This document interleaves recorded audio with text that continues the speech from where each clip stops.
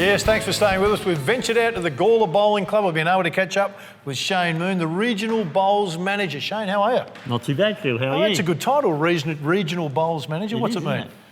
Basically, we provide support to all the bowling clubs. My region is Northern and Western SA, metropolitan and country areas. So we go all the way out to Ceduna, Roxby Downs, Eyre Peninsula, York Peninsula. And we just provide support in the areas of corporate governance, participation, grant funding, and general club development. Right, in the end, it all comes down to funding. Like Yes, always, there's a lot of absolutely. volunteers, and we'll get to those in a minute. But strategic plans, business plans for all the clubs, does it vary, or is there a core and it kind of branches off that? It can vary, but generally we try and have a core. We want to try and get clubs to align their strategic plans to Bowls Australia and both Bowls SA's, so national and state sporting bodies' strategic plan. And so with Bowls, obviously very much so in the participation and just getting their corporate governance right, and that then leads to pathways, you know, for high performance and all of that sort of stuff. Is it a tough one coming in? Because sometimes people, their intentions are really honourable and they think they're doing the right thing. You've got to kind of ease in and say, look, you're heading in the wrong direction here. Have you had to bang heads much, or are they all pretty good? No, they're all pretty good. You do have to try and get the art across in that with funding, and as you just previously mentioned, it is harder to get nowadays.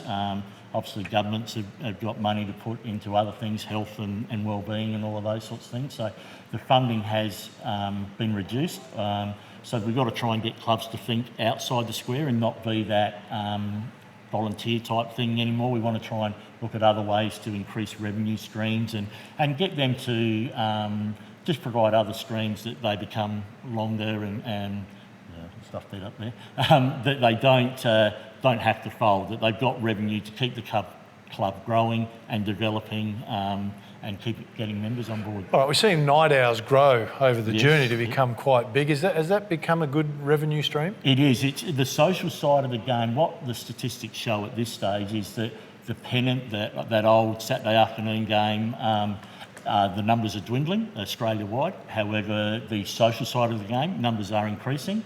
And that's where the growth is going to come in Bowls. So Bowls Australia has got a franchise program called Jack Attack, which is a shortened version of the game, fun, fast format, a bit like T20 in cricket. And then obviously Bowls SA has their franchise product, Night Owls. There's other various forms, Barefoot Bowls, you've all heard of them. Adelaide Bowling Club do a really good Sunday Super Bowls session, which is very popular.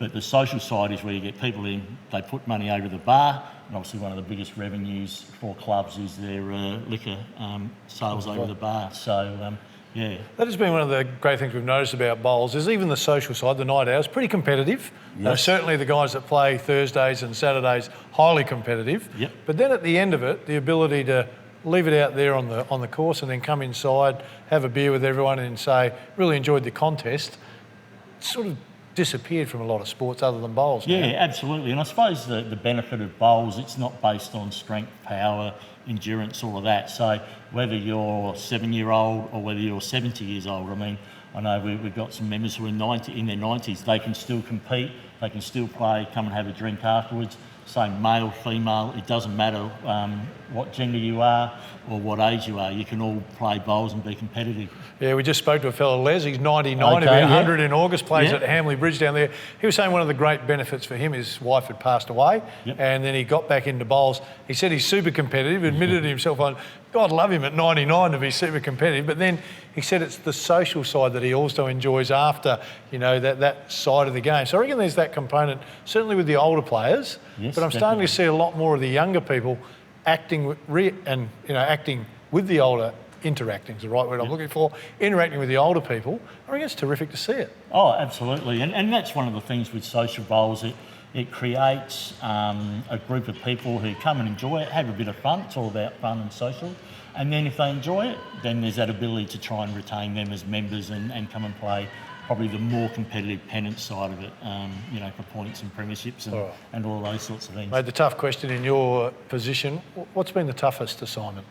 Probably trying to find members. Unfortunately, whether we like it or not, news shows when there's a thing in the government on superannuation or things like that, the background feed is all based on there's a person bowling the ball down, and they associate bowls with old or to older people, and trying to change that format where basically I think up until recently when Brad Haddon and a few of those guys retired from the Australian cricket side, the Australian lawn bowls team was actually average age was younger than the Australian cricket team. Wow. So in that respect, it's trying to get away from that. It's just a game for old people. At any age, you can have some good fun and enjoy the game. I was up in Alice Springs, went down to Ayers Rock, had a look at the Rock and the Olgas and that, but while we were in Alice, the TV was on, and they actually had young kids advertising to come and play bowls. So you kind of see that they're trying to break away from that stigma now. And that's the thing, and I suppose one of the other hardest things is the social media side. That's the way people communicate nowadays, and trying to get our bowling clubs and with their committees, the committees are generally older people, trying to get them into the social media side and use Facebook and Twitter and those sorts of forms to communicate, and even email at times is quite hard. So that's the other process, to try and get the club promoted out there to get those new members. That's one of the hard parts of the All right, bowls have been pretty good. They've got a YouTube show now, Bowls Exposed. That's probably not a bad way to start. But again, you've got to know how to get onto the computer, how to get on YouTube to touch that base. We're at a Gawler Bowling Club. I mean, magnificent. We walk in here, it's a fantastic club room, you know, a lot of past champions, great setup. Smallest club you've had to work with, and then the biggest club you've had to deal with? Oh, well, we got, in South Australia, we've got a number of small clubs. You know, when you get out to my area, like remote, north of the state, you've got clubs that have 20, 30 members, some have 15 sort of members. So there's a number of those, and you know, our country towns where they used to be railway towns and thrived with activity, you know, 20, 30, 40 years ago, and now people have sort of left the area, the railways aren't there anymore, those sorts of places. So we've got a number of clubs in that way. Probably in South Australia, you know, Lockleys, Grange, those sort of clubs are some of the bigger clubs. We don't have, with like New South Wales, Queensland and Victoria, they have huge clubs with gaming facilities, dining areas, TABs, all of that. So we don't have, in a bowls club anyway, that sort of type of club here. But you know, we have clubs.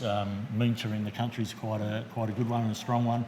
Wallaroo. So there are some good clubs and strong clubs around. Probably upwards of 150, 180 members. So. All right, so nearly time for us to go. But talking to Shane, one of the things that seems glaring to me is that it's a game for all ages. Certainly the young ones, you want to get out there and have a go. It is a great challenge and it's good fun, and there's a lot of social side to it afterwards. Time for us to get to a break. Shane, thanks for your time. No worries, thank you. Yep, we'll catch up again soon. Back with more in a moment.